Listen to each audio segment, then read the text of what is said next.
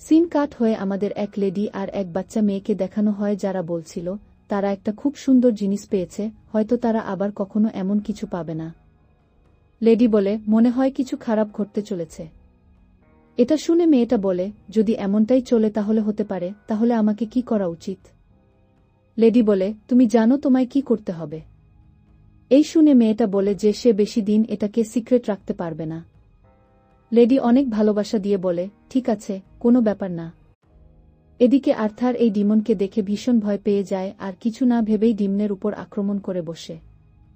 Demon তার এক আঙুল দিয়ে আর্থারকে দূরে ফেলে দেয় আর বলে, ভয় পেও না, আমি তোমাকে ক্ষতি করব না। এই ডিমনের নাম সিলভিয়া। আর্থার ভয়ের সাথে সিলভিয়াকে কিছু বলার চেষ্টা করতে যাচ্ছিল, কিন্তু সিলভিয়া তার কথাকে ইগনোর করে কিছু ম্যাজিক্যাল ফল এনে আর্থারকে দেয় খাওয়ার জন্য। আর্থার দাঁড়িয়ে আবার সিলভিয়াকে কিছু জিজ্ঞেস করতে যাচ্ছিল, কিন্তু চোট লাগার কারণে তার অনেক ব্যথা অনুভব হয়। সিলভিয়া বলে, যতক্ষণ না তুমি এই ফলগুলো খাবে ততক্ষণ আমি তোমার কোনো প্রশ্নের উত্তর দেব না। আর্থার তাড়াতাড়ি ফলগুলো খেয়ে নেয় আর নিজের প্যারেন্টসের কথা জিজ্ঞেস করে। সিলভিয়া জানায় সে এই জায়গা থেকে বাইরে বের হতে পারে না, কিন্তু নিজের ম্যাজিক দিয়ে সে অনেক দূর পর্যন্ত দেখতে পায়। আর আর্থারকে দেখায় ওর প্যারেন্টস ডাকাতদের হারানোর পর কয়েকদিন আগেই তাদের পথ ধরে এগিয়ে গেছে। এটা জেনে আর্থার খুব ইমোশনাল হয়ে পড়ে যে ওর মা বাবা ঠিক আছে, আর কাঁদতে কাঁদতে সিলভিয়াকে ধন্যবাদ জানায় এটা দেখানোর জন্য। এইভাবে কয়েকদিন কেটে যায়, আর এই ম্যাজিক্যাল ফল খাওয়ার জন্য আর্থার খুব দ্রুত সুস্থ হয়ে উঠেছিল। আর্থার তাড়াতাড়ি নিজের প্যারেন্টসের কাছে যেতে চায়, কিন্তু এখন সেটা সম্ভব নয়, কারণ সিলভিয়া জানিয়েছিল তারা এখন এলশায়ার জঙ্গলের অনেক ভেতরে আছে, আর এখানে অনেক মারাত্মক ম্যাজিক্যাল বিস্ট আর ডাকাতেরা ঘুরে বেড়ায়। তবে সিলভিয়া তাকে এই জঙ্গল থেকে বাইরে নিয়ে যেতে পারবে স্পেসে রাস্তা বানিয়ে, কিন্তু তার জন্য সিলভিয়ার কিছু সময়ের দরকার। এরপর আর্থার একটা লাঠি নিয়ে ট্রেনিং করতে শুরু হয়ে যায়।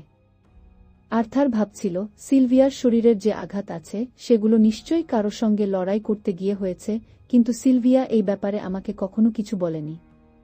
আমি যখন প্রথমবার সিলভিয়াকে দেখেছিলাম তখন আমি খুব ভয় পেয়ে গেছিলাম, কিন্তু সত্যি কথা বলি তো সিলভিয়া অনেক কাইন্ড হার্টেড। এরপর আর্থার নিজের মানা কোরের প্র্যাকটিস করতে শুরু করে।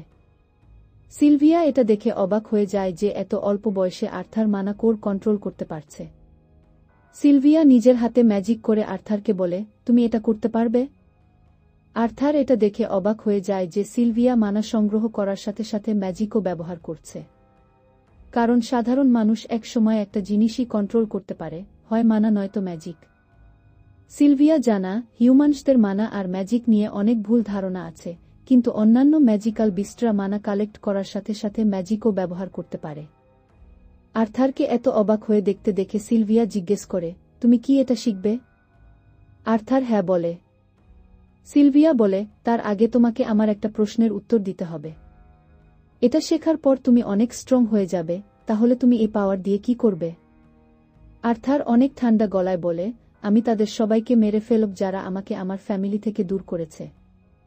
এটা শুনে সিলভিয়া তাকে দূরে ফেলে দেয় আর বলে, তুমি ফেল হয়ে গেছো, আমি তোমায় এটা শেখাবো না। আর্থার বলে, এতে ভুল কি? সবাই তো সবসময় তাদের শত্রুদের মেরে ফেলে। আর ভাবে, এইভাবেই তো আমি এক পাওয়ারফুল কিং হয়েছিলাম। সিলভিয়া তার আঙুল আর্থারের সামনে এনে বলে, আমার এই আঙুল তোমায় মেরে ফেলতে পারে, আবার এটা তোমায় ভালোবেসে আদরও করতে পারে, বলো তুমি কি বেছে নেবে? আর্থার ভয়ের সাথে বলে সে ভালোবাসা বেছে নেবে। সিলভিয়া আর্থারকে বুঝিয়ে বলতে লাগে, ঘৃণা আর রাগ এই দুই জিনিস কাউকে একেবারে ফাঁপা করে দেয়। রাগ তো শেষ হয়ে যায়, কিন্তু এই ঘৃণা থেকে যায়। আর আমি চাই না আমি যাকে বাঁচালাম সে তার জীবনটা ঘৃণার মধ্যে নষ্ট করুক।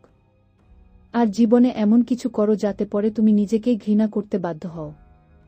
এটা শুনে আর্থার কাউকে মনে করে আর ভাবে, কিছু মুহূর্তের জন্য মনে হলো যেন সিলভিয়া আমার সম্পর্কে সব কিছু জানে। সিলভিয়া আবার জিজ্ঞেস করে, বলো তুমি এই শক্তি দিয়ে কি করবে? আর্থার অনেক ভেবে বলে, আমি তাদের রক্ষা করব যাদের আমি ভালোবাসি। আর্থারের এই উত্তর সিলভিয়ার খুব পছন্দ হয়। এদিকে বাইরে আমরা সিলভিয়ার মতোই আর একটা ডিমনকে দেখি যে বলছিল, তুমি আমার থেকে লুকোতে পারবে না সিলভিয়া, মনে হচ্ছে তুমি ওখানে আছো। এই বলে সে ওখান থেকে উড়ে যায়। পরের সিনে আমরা কিং গ্রের একটি ফ্ল্যাশব্যাক দেখি যেখানে সে পার্লামেন্টে এসেছিল। গ্রেকে দেখে পার্লামেন্টের হেড মার্লন ওর প্রশংসা করতে শুরু হয়ে যায়। গ্রে ভাবে, আমি তো নামমাত্র রাজা, আসল ক্ষমতা তো পার্লামেন্টের কাছে আছে, যারা দেশের আইনকানুন বানা। এদের কাছে আমি কেবল একটা কিলিং মেশিন ছাড়া আর কিছুই না। মার্লন গ্রের কাছে এসে জিজ্ঞেস করে, মাই লর্ড, আপনার কিছু চাই? কিন্তু গ্রে কিছু না বলে সেখান থেকে চলে যায়। এদিকে আমরা গ্রের রুম দেখি, যেখানে সব কিছু ভাঙাচোরা অবস্থায় ছিল। সিন আবার প্রেজেন্টে শিফট হয়। আর্থার সিলভিয়ার টেকনিক শেখার চেষ্টা করছিল, কিন্তু একসাথে মানা আর ম্যাজিক কন্ট্রোল করতে তার অনেক সমস্যা হচ্ছিল। আর্থার ভাবে, আমাকে প্যানিক করলে হবে না। আমি যেমন আগের জীবনে লড়াই করার সাথে সাথে কি কন্ট্রোল করতাম, আমাকে তেমনি করে মানা আর ম্যাজিকও কন্ট্রোল করতে হবে। এইভাবে কিছুক্ষণ স্ট্রাগল করার পর সে মানা সংগ্রহ করার সাথে সাথে ম্যাজিকও ব্যবহার করতে পারছিল। এটা দেখে আর্থার খুব খুশি হয়ে যায়। ঠিক তখনই সিলভিয়া কিছু অনুভব করে আর আর্থারকে পাথরের মাঝে লুকিয়ে দেয় আর টেলিপ্যাথি করে বলে, বাইরে বের হবে না। সামনে আমরা সেই ডিমনকে দেখি যে সিলভিয়াকে খুঁজছিল। সিলভিয়া জিজ্ঞেস করে, তুমি আমাকে খুঁজলে কি করে?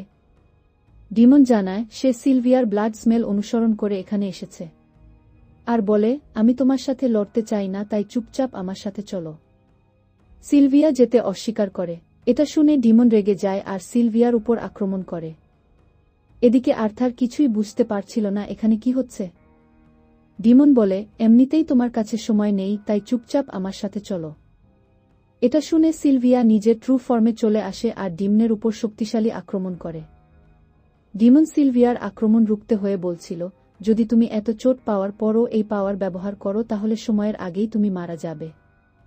সিলভিয়া বলে, তার কোনো আফসোস নেই, সে তার জীবন ঠিকমতো কাটিয়ে নিয়েছে। ডিমনও অনেক মানা বল দিয়ে সিলভিয়ার উপর আক্রমণ করে, যার ফলে চারপাশ ধ্বংস হচ্ছিল। এটা দেখে সিলভিয়া আর্থারের দিকে তাকায় আর তখনই ডিমন তার উপর একটা শক্তিশালী আক্রমণ করে। কিন্তু আঘাত লাগার আগেই সিলভিয়া সময় ফ্রিজ করে দেয় আর আর্থারকে বাইরে বের হতে বলে। আর্থার সিলভিয়ার কাছে এসে বলে, তুমি কি একটা ড্রাগন? সিলভিয়া বলে, হ্যাঁ, তোমরা হিউম্যানরা আমাদের এই নামেই ডাকো। এরপর সে স্পেসে একটা পথ তৈরি করে আর আর্থারকে একটা ডিম আর একটা পালক দিয়ে বলে, এই পালকটা সবসময় এই ডিমের চারপাশে কভার করে রাখবে। আর আর্থারের কাছে এসে তাকে কিছু পাওয়ার দেয়, ফলে আর্থারের হাতেও সিলভিয়ার মতো ট্যাটু তৈরি হয়ে যায়। আর্থার অবাক হয়ে জিজ্ঞেস করে, এইসব কি? সিলভিয়া জানা, সময় এলে তুমি সব বুঝে যাবে, আর বলে, আমায় ক্ষমা করে দিও। আর্থার অনেক মাসুমিয়াত নিয়ে জিজ্ঞেস করে, কেন? সিলভিয়া বলে, সে আর্থারকে অনেক আগেই এই জঙ্গল থেকে বাইরে পাঠিয়ে দিতে পারত, কিন্তু সে তা করেনি, কারণ আর্থারের সঙ্গে থাকা তার খুব ভালো লাগছিল। এটা শুনে আর্থার ইমোশনাল হয়ে পড়ে আর কাঁদতে কাঁদতে বলে, আমি তো তোমায় প্রমিস করেছিলাম যে আমি তাদের রক্ষা করব যাদের আমি ভালোবাসি, কিন্তু আমি তো তোমায় রক্ষা করতে পারছি না। সিলভিয়া বলে, এটা আমার নিয়তি আর তুমি এটা বদলাতে পারবে না। আর্থার বলে, সিলভিয়াও তার ফ্যামিলির মতো। সিলভিয়া মজা করে বলে, কিন্তু তোমার তো একটা মা আছে। আর্থার বলে, তাহলে তুমি আমার গ্র্যান্ডমা হয়ে যেও। এটা শুনে সিলভিয়াও একটু ইমোশনাল হয়ে যায় আর বলে, এবার বিদায় বলার সময় এসে গেছে, আর সে আর্থারকে সেই পথে ডিম আর পালক সহ পাঠিয়ে দেয়। আর্থার ভাবে, না, আমি এটা পারবো না, আর সে বাইরে বেরোতে যাচ্ছিল, কিন্তু তার আগেই সিলভিয়া সেই পথ বন্ধ করে দেয়। আর্থার চলে যাওয়ার পর সিলভিয়া সময় আনফ্রিজ করে দেয়, যার ফলে সেই আক্রমণ সরাসরি সিলভিয়াকে লাগে। ডিমন সিলভিয়ার কাছে আসছিল দেখতে সে মারা গেছে কি না। ঠিক তখনই সিলভিয়া তার উপর একটা বিশাল মানা ব্লাস্ট করে, যার ফলে পুরো গুহা ধ্বংস হয়ে যায়। আমাদের আবার সেই লেডি আর বাচ্চা মেয়েটিকে দেখানো হয়। লেডি বলে, আমি আমার কাজ করে ফেলেছি, তুমি কি এবার সামলে নিতে পারবে? মেয়েটা বলে, হ্যাঁ, আমি সামলে নব, আপনি এখন বিশ্রাম নিতে পারেন। আর আমার মনে হচ্ছে এই লেডি আর কেউ নয়, সিলভিয়া নিজেই।